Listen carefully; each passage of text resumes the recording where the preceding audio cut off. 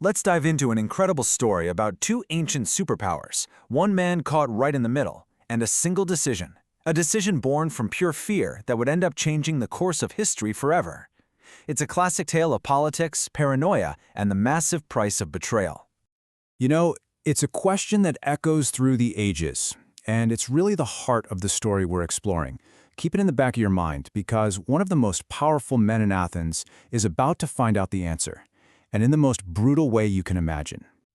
All right, so let's meet our main character, an Athenian statesman named Simon. Now, in a city that was, let's be honest, deeply suspicious of its main rival, Sparta, Simon was, well, he was different.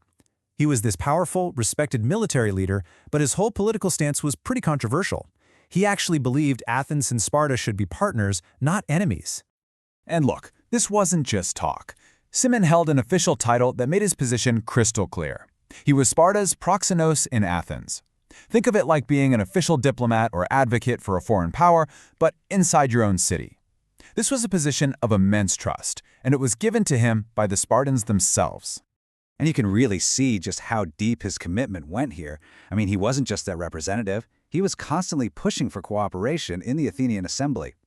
And get this, to really drive the point home, he even named his own son Lacedaemonius, which literally means the Spartan. Yeah, you really can't get much more pro-Spartan than that. So Simon's very controversial policy is about to face its ultimate test. Because around 462 BC, disaster strikes Sparta, and they are forced to make a desperate plea for help. And this crisis, it's going to force Athens to make a choice that will define their relationship for decades to come.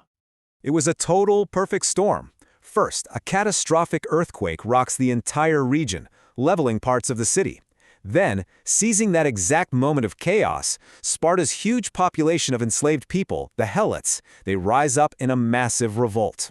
Suddenly, the Spartan army finds itself besieged in its own territory, and they are facing a total collapse. So, the Spartans have to swallow their pride, and they ask Athens for help. And this sparks a furious debate in the Athenian assembly. On one side, you've got this other statesman, Ephialtes. He basically argues, why on earth would we help our number one rival? Let them fall. Let their pride be trampled. But on the other side is Cimon, making this passionate plea for cooperation, urging the Athenians to help their fellow Greeks in a time of crisis. And incredibly, Cimon wins. His argument for unity and mutual support actually carries the day. He persuades the people, and he gets ready to personally lead an Athenian force to Sparta. For a brief moment, it looks like his lifelong political dream of cooperation is about to become a reality. And this was the scale of Athens' commitment, 4,000, a number that represented a huge investment of both trust and military power. And we're not just talking about any soldiers. No, these were hoplites, the heavily armed infantry, the absolute backbone of the Athenian army. The historian Thucydides calls it a substantial force.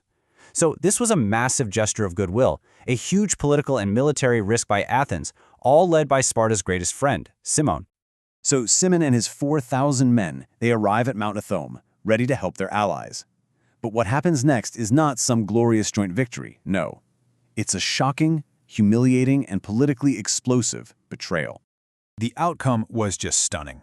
As Thucydides writes, alone of all their allies, the Spartans sent the Athenians away. They took one look at the force they had literally begged for, and they just sent them home. Publicly, humiliatingly. They kept every other ally there to help, but dismissed only the Athenians. So you have to be asking, right, why? Why would a desperate Sparta turn away a huge force of elite soldiers sent to save them?